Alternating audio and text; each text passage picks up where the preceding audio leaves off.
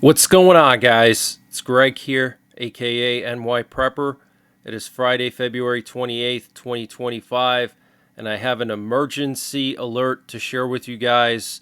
Right now, it is 14:53 Eastern Time here in the United States, and we have some major breaking news coming in from the White House.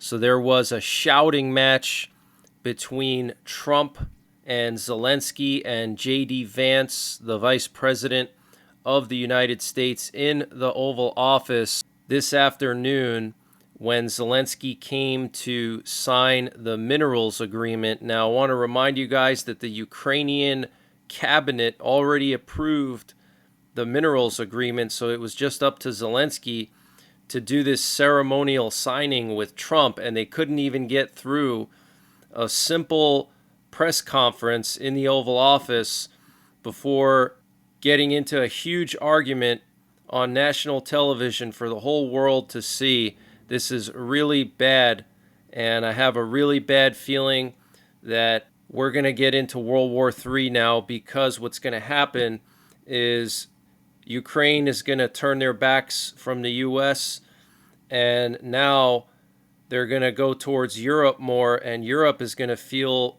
very uneasy about the U.S. not supporting them and not having their back. And so Europe is going to panic, and they're going to flood Ukraine with a lot of weapons, and they're going to arm up their militaries, and Putin is going to feel real insecure. And knowing that there's a divide between Europe and the U.S., Putin is going to take advantage of that. Okay, so this is very, very bad. Okay, for the whole world to see this is really bad. Putin is probably sitting in the Kremlin and laughing right now.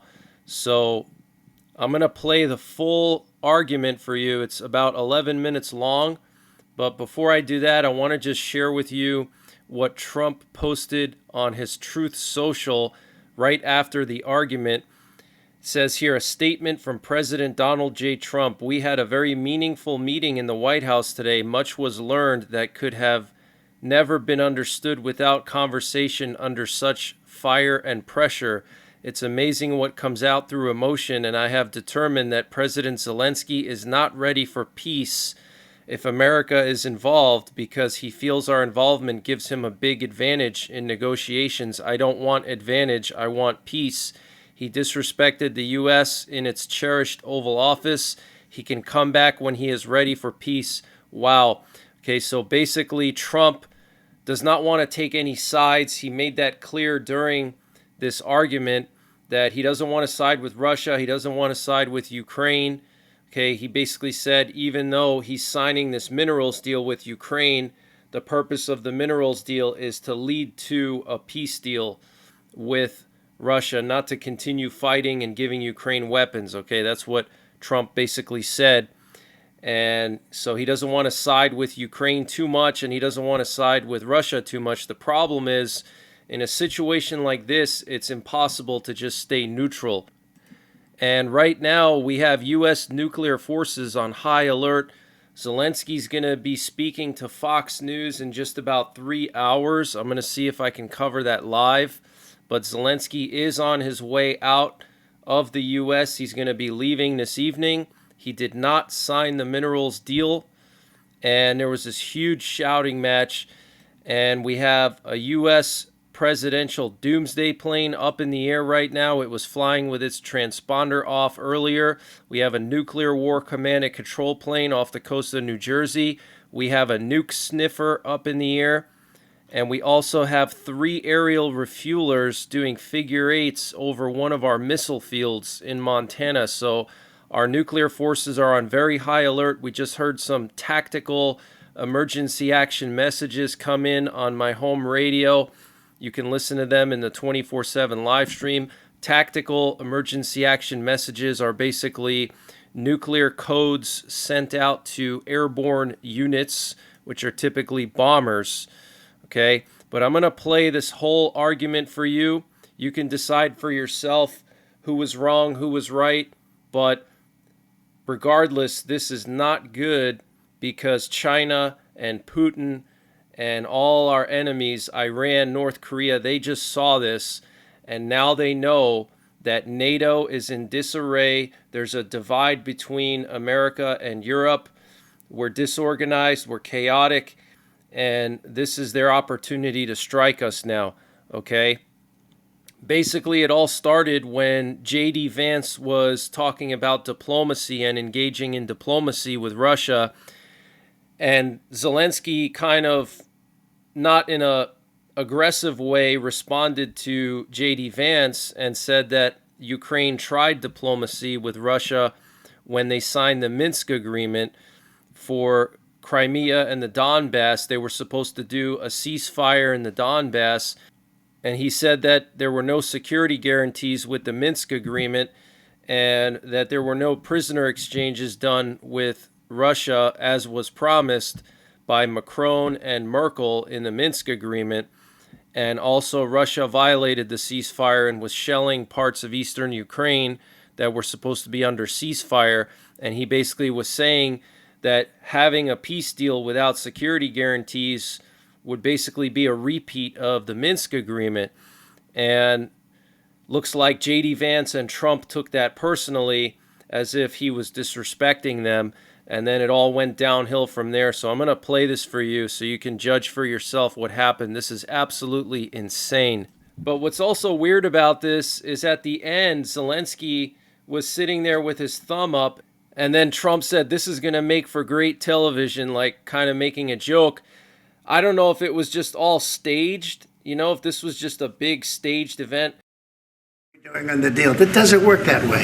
I'm not aligned with Putin. I'm not aligned with anybody. I'm aligned with the United States of America and for the good of the world. I'm aligned with the world, and I want to get this thing over with. You see the hatred he's got for Putin. It's very tough for me to make a deal with that kind of hate. He's got tremendous hatred, and I understand that, but I can tell you the other side isn't exactly in love with, him either. So it's not a question of alignment. I'm aligned with the world. I want to get the thing set. I'm aligned with Europe. I want to see if we can get this thing done. You want me to be tough? I could be tougher than any human being you've ever seen. I'd be so tough. But you're never going to get a deal that way. So that's the way it goes. All right, one more question. Hey, I will respond to this. So look, for 4 years in the United States of America, we had a president who stood up at press conferences and talked tough about Vladimir Putin, and then Putin invaded Ukraine and destroyed a significant chunk of the country. The path to peace and the path to prosperity is maybe engaging in diplomacy. We tried the pathway of Joe Biden of thumping our chest and pretending that the President of the United States' words mattered more than the President of the United States' actions. What makes America a good country is America engaging in diplomacy. That's what President Trump is doing. Can I ask you? Sure. Yeah? Yeah. Okay. So he occupied our parts, big parts of Ukraine, part of East and Crimea. So he occupied it on 2014. So during a lot of years, so I'm not speaking about just Biden, but those time was Obama, then President Obama, then President Trump, then President Biden, now President Trump, and God bless, now President Trump will stop him. But during 2014, nobody stopped him. He just occupied and took. He killed people. You know what the contact line? 2015. 2014 to 2014. Yeah. So I was not here. Yeah, but that's exactly right. Yes, but during 2014 till 2022, the situation the same. The people have been dying on the contact line. Nobody stopped him. You know that we had conversations with him, a lot of conversation, my bilateral conversation, and we signed with him, me, like a new president. In 2019, I signed with him the deal. I signed with him, Macron and Merkel, we signed ceasefire. All of them told me that he will never go. We signed him with gas contract. Yes, but after that, he broken this ceasefire. He killed our people and he didn't exchange prisoners. We signed the exchange of prisoners, but he didn't do it. What kind of diplomacy, JD, you are speaking about? What do you mean?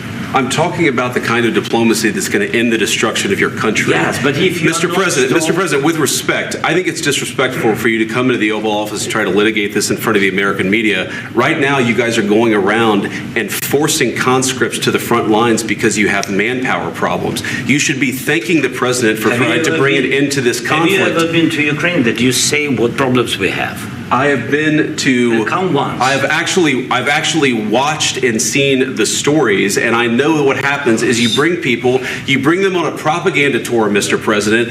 Do you disagree that you've had problems bringing people into your military? And do you think that it's respectful to come to the Oval Office of the United States of America and attack the administration that is trying to prevent the destruction of your country? A lot of questions. Let's start from the beginning. Sure. First of all, during the war, everybody has problems, even you, but you have nice ocean and don't feel now, but you will feel it in the future. God bless. You don't know that. God bless. God bless. You will not have a war. Don't tell us what we're going to feel. We're trying to solve a problem. Don't tell us what we're going to feel. I'm not telling you. Because you're in no position to dictate that. That's exactly what you're doing. You're in no position to dictate what we're going to feel. We're going to feel very good. You will feel influence. We're going to feel very good and very strong. You will feel influence. You're right now not in a very good position. You've allowed yourself to be in a very bad position, and he happens to be right about it. From the very beginning of the war. You're not in a good position. You don't have the cards right now. With us, you start having not cards. Playing cards. Right now, you don't. You're playing cards. Mr. President. You're playing cards. Serious. You're gambling with the lives of millions of people. You're gambling with World War III. You're gambling with World War III.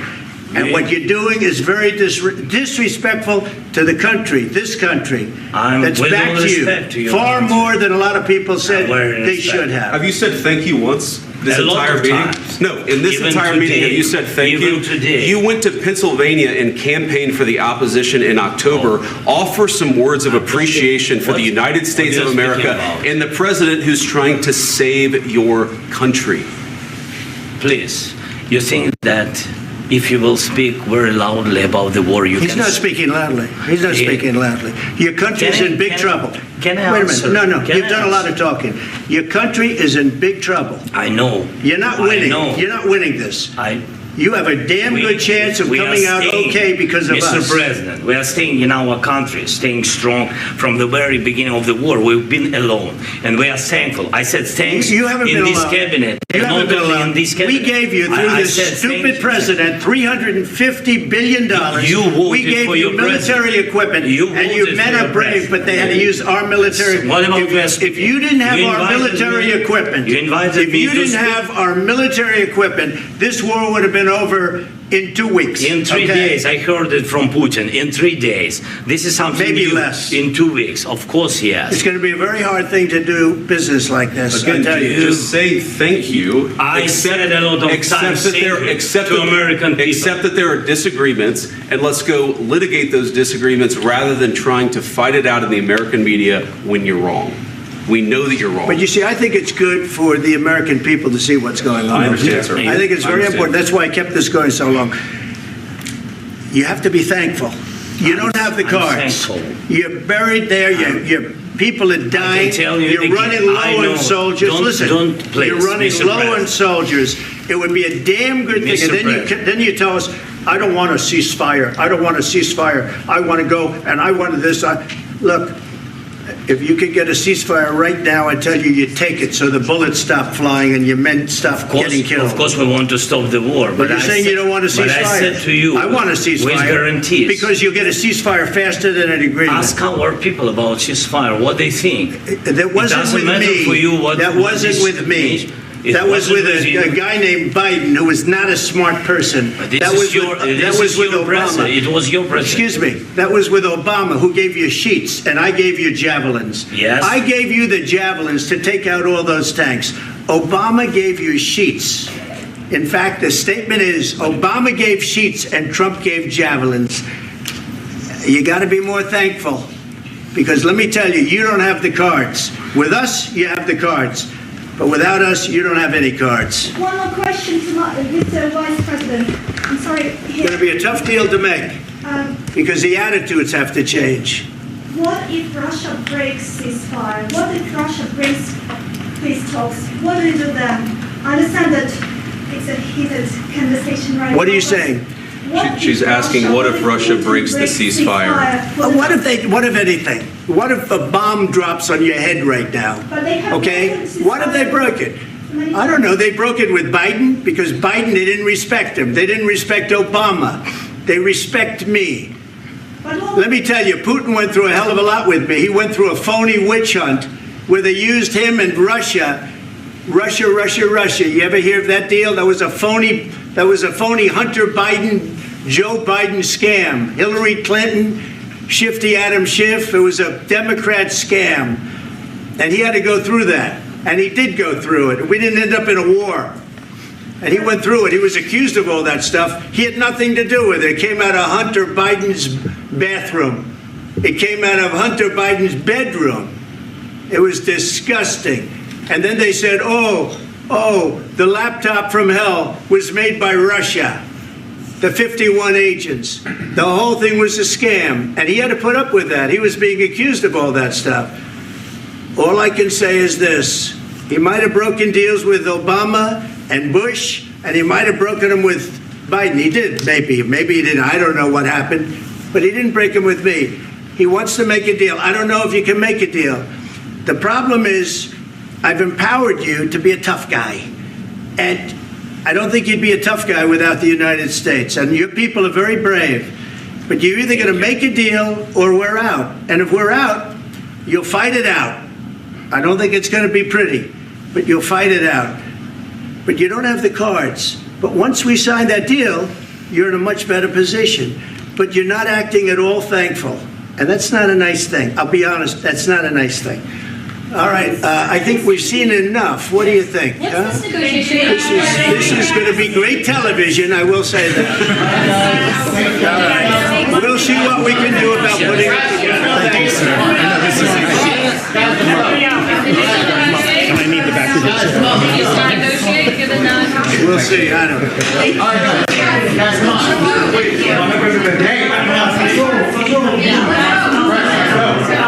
Guys, come on, let's move, please.